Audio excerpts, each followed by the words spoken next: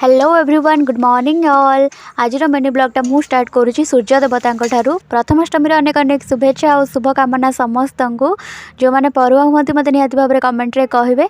मु तो सान परुआ हेबी किंतु माँ वृंदावती को परुआ करी पूजा सारी घरे पूजा सारिकी मु चलिए टी आमर तुलसी बगीचा आड़े आमर ये बेसी फूल ना किंतु बाकी तुलसी गछ सबुआड़े मत बहुत ही खुशी लगे जगटा को आसिले ये सबुआड़े मु पानी देदेली।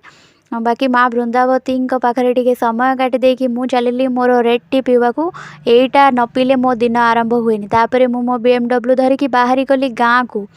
शीत जिते जोर लगुला केवल गाँव में जो मैंने रुहति जानीपर बाकी साइकेल चलैकी गला बेले मत बहुत ही ठंडा लगुला।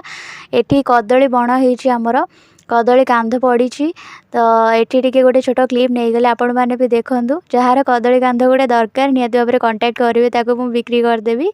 हाँ हाँ पैसा भी नेबी आईटा तो शीत दिन बेस्ट फ्लावर गेंडू फूल माणबसा गुरुवार पर निहत भाव दरकार। यहाँ है मो सान भौणी ड्रेस मत तो भल लगुच आपण मानक केमती लगुच कमेंट रे कहबे। मुझे पिठा गुड़ खाईदेली अष्टमी उपलक्षे मोर नुआ ड्रेस बट मु पिंधिनी। आज मिनी ब्लॉगटा एतिकी।